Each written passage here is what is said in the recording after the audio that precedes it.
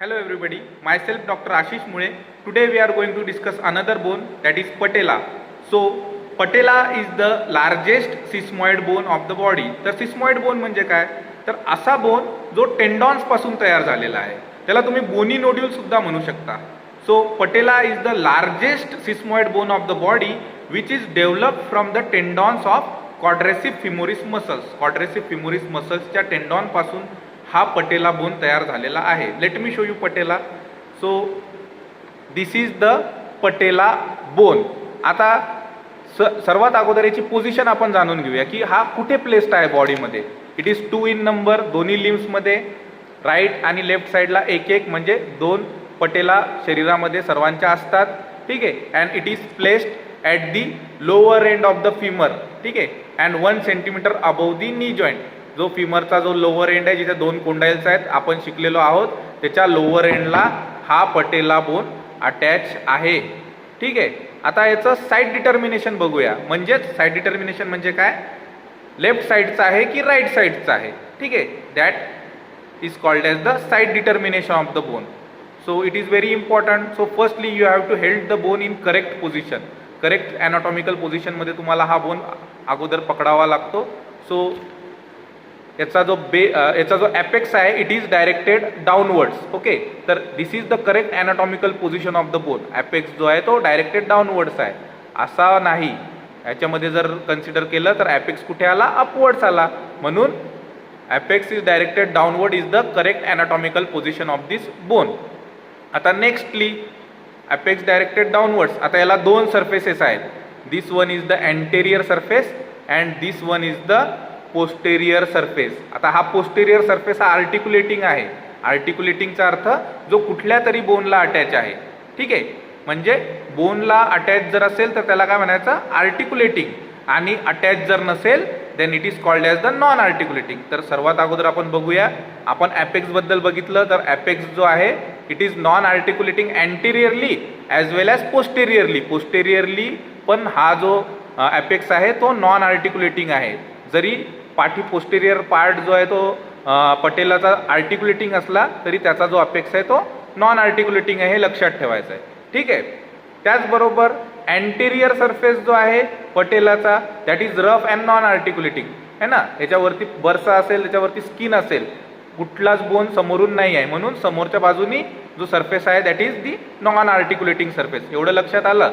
आता बघा, posterior part is आर्टिक्युलेटिंग. ठीक आहे. बट पोस्टेरियर पार्ट मधला कुठला पार्ट आर्टिक्युलेटिंग आहे, तर अप्पर 3/4 पार्ट. हा जो वरचा पार्ट आहे हा कम्प्लीट पार्ट आर्टिक्युलेटिंग आहे आणि हा जो ॲपेक्स आहे हा नॉन आर्टिक्युलेटिंग आहे. तर posterior 3/4 part is articulating and 1/4 part is non articulating. आता इथपर्यंत लक्षात आलं. आता बघा, इथे अजून एक बघा की इथे एक वर्टिकल रिज दिसत आहे. या वर्टिकल रिजमुळे हा जो पटेला आहे हा 2 पार्ट्समध्ये डिवाइड झालेला आहे. This one part and this part. आता हा जो लार्जर पार्ट आहे that is called as the lateral area. Larger lateral area आणि small part is the medial area. ठीक आहे. लार्जर लॅटरल आणि स्मॉलर जो आहे तो मिडियल एरिया आहे. आता बघा, याच्यामध्ये बघा की तरी सुद्धा आपल्याला हे लक्षात नाही आलं आतापर्यंत की हा बोन कुठल्या बाजूचा आहे ना. कारण की ह्या ज्या गोष्टी आहेत त्या दोन्ही पटेलामध्ये असणार. राईट साइडेड पटेलामध्ये पण ॲपेक्स असणार, बेस असणार, पोस्टेरियर साईड असणार, अँटेरियर साईड असणार. ह्या सगळ्या गोष्टी दोन्ही पटेलामध्ये आल्या. मग आयडेंटिफाय कसं करायचं की हा कुठल्या साईडचा बोन आहे. तर आता इकडे बघा, हा जो लार्जर एरिया आहे, ज्यावेळेस तुम्ही बोन हा टेबलवरती किंवा मी माझ्या हातावरती आता प्लेस करत आहे, तर हा बघा इकडच्या साईडनी टिल्ट होत आहे. लार्जर लॅटरल एरियाच्या साईडनी हा बोन टिल्ट होत आहे.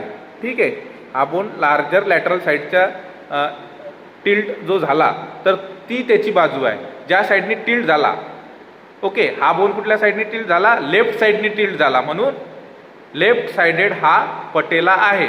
ठीक आहे. लार्जर साईडनी तो टिल्ट होतो, लार्जर एरियाच्या साईडनी है ना. लार्जर आणि कुठली साईड आहे, लार्जर लॅटरल. लॅटरल म्हणजे बाहेरची बाजू. बाहेरच्या बाजूनी झाला म्हणजेच इकडच्या बाजूनी झाला. म्हणजेच कुठल्या साईडचा बोन आहे हा, तर लेफ्ट साईडचा बोन आहे. ठीक आहे. तर आता साईड डिटर्मिनेशन आपण बघितलं. त्यानंतर आता याचे फीचर्स, या बोनमध्ये आपल्याला काय काय फीचर्स दिसतात. तर सर्वात अगोदर मी तुम्हाला सांगितलं की याचे दोन सरफेसेस सांगितले मी तुम्हाला.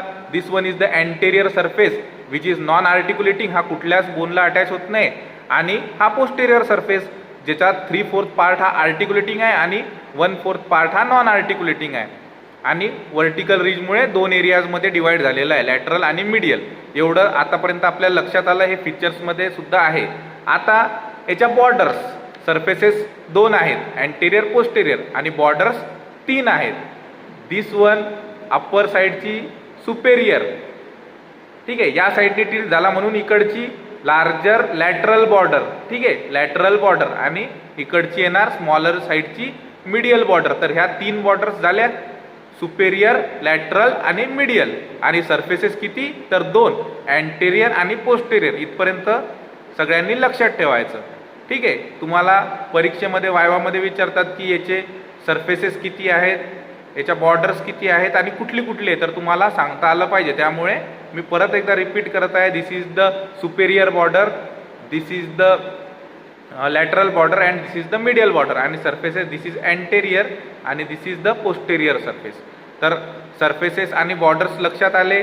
आता नेक्स्टली याच्या या पटेलाला कुठल्या कुठल्या मसल्स किंवा काय काय अटॅचमेंट या पटेला बोनला आहेत हे बघूया. सो सुरुवातीला याच्या फ्रंटला सुपेरियर साईडला रेक्टस फिमोरिस अटॅच आहे आणि त्याच्या बिहाइंड वॅटस इंटरमिडस अटॅच आहे, ठीक आहे, वॅटस इंटरमिडस अटॅच आहे, ठीक आहे. आणि लॅटरल साईडला काय अटॅच आहे, ओके, मसल अटॅचमेंट सांगत आहे मी. लॅटरल साईडला काय अटॅच आहे, तर वॅटस लॅटरलिस, आणि मीडियल साईडला काय अटॅच आहे, तर वॅटस मीडियालिस. एवढ्या 4 अटॅचमेंट तुम्हाला याच्यामध्ये लक्षात ठेवायच्या आहेत. Superiorly and in front that is the rectus femoris, superiorly and behind that is vastus intermedius, है ना, सेंटरला आहे म्हणून इंटरमिडस, लॅटरली आहे म्हणून वॅटस लॅटरलिस, आणि मीडियली आहे म्हणून वॅटस मीडियालिस, ठीक आहे. ह्या 4 अटॅचमेंट तुम्हाला लक्षात ठेवायच्या आहेत. तर एवढं सगळं पटेलामध्ये आपल्याला लक्षात ठेवायचं आहे. आता पटेलाचे ossification centre, it ossifies from several ossification centres, ठीक आहे. बऱ्याचशा सेव्हरल ऑसिफिकेशन सेंटर्स पासून हा तयार होतो. आणि याचं कम्प्लीट फ्युजन जे आहे ते प्युबर्टीला होतो. ज्यावेळेस म्हणजे कम्प्लीट फ्युजन म्हणजे बोन कधी मॅच्युअर्ड होतो, तर प्युबर्टीच्या वेळेस हा बोन हा कम्प्लीट त्याचं फ्युजन होते, ठीक आहे. And last part of the bone is the clinical anatomy, म्हणजेच या बोनमध्ये काय काय पॅथॉलॉजीज होऊ शकतात, है ना. सर्वात अगोदर बोन आहे तर पटेलाचं फ्रॅक्चर होऊ शकतो, ठीक आहे. Fracture of the patella is the first clinical anatomy of the bone. Nextly bursitis, है ना, पटेलाच्या वरती बर्सा आहे, त्याच्यामुळे बर्साचं इन्फ्लेमेशन झालं, देन आयटिस जिथे शब्द आला that is called as the inflammation, इन्फ्लेमेशनसाठी होतं. म्हणजे बर्सायटिस म्हणजे इन्फ्लेमेशन ऑफ द बर्सा. तर कुठला bursa, pre patellar bursa and infra patellar बर्साचं इन्फ्लेमेशन इथे होऊ शकते. तर सेकंड क्लिनिकल ॲनाटॉमी आहे बर्सायटिस. तिसरा पटेला जो आहे तो डिसलोकेट होऊ शकतो. डिसलोकेट आणि फ्रॅक्चरमध्ये फरक असतो, है ना. बोन जो आहे त्याला क्रॅक पडणे किंवा कम्प्लिटली ब्रेकडाऊन होणे किंवा discontinuity of the bone is called as the fracture. But dislocate होणे म्हणजे जॉईंट्सचं डिसलोकेशन होणे, है ना.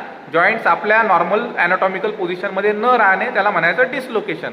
So patella can either be fracture or can be dislocate. तर डिसलोकेशन, फ्रॅक्चर, बर्सायटिस हे 3 क्लिनिकल ॲनाटॉमी आपण इथे शिकलो. आणि चौथं आहे पटेला कॅन बी बायपर्टाईट ऑर ट्रायपर्टाईट, ठीक आहे. नॉर्मली जो पटेला आहे तो हा कम्प्लिटली फ्यूज असतो, बट कधी कधी काय होते की त्याचं कम्प्लीट फ्युजन झालेलं नसते. थोडासा जो पार्ट आहे हा जो आहे हा सेपरेटेड असतो.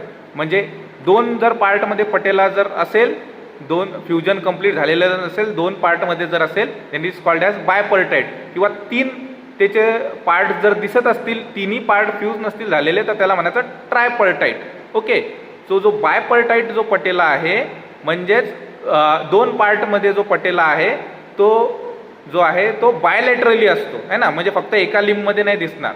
तो तुम्हाला जर असेल तर तो दोन्ही लिंबमध्ये त्याचं फ्युजन एकसारखं झालेलं असेल. बट ट्रायपर्टाईट पटेला मे बी डिफरंट आहे ना, एका लिंबमध्ये ट्रायपल्टाईट आहे, एका लिंबमध्ये कम्प्लीट आहे किंवा बायपल्टाईट आहे, अशा प्रकारे असू शकतो.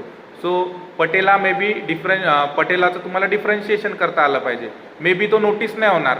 कधी नोटीस होणार? ज्यावेळेस पेशंटला लागलेलं आहे, पायाला लागलेलं आहे, तुम्ही एक्सरे काढला त्यावेळेस लक्षात आलं की आयदर फ्रॅक्चर आहे किंवा फ्यूजच नाही झालेला आहे ना, त्याच्यातही तुम्हाला कन्फ्युजन होऊ शकतं की आयदर हा फ्रॅक्चरमुळे वेगळा भाग दिसत आहे किंवा कंजेनायटली बायपल्टाईट पटेला आहे. आता जर काही मार लागलेला असेल तर it might be due to fracture, but काहीच मार नाही लागलेला आणि तसा एक्सरे घेतला आणि तशामध्ये जर तुम्हाला आढळलं की जो पटेला आहे तो कम्प्लिटली फ्यूज नाही आहे, म्हणजेच तो बायपल्टाईट असू शकतो किंवा ट्रायपल्टाईट असू शकतो. So this is complete discussion on the patella bone. We will discuss next bone in the next session. Thank you very much.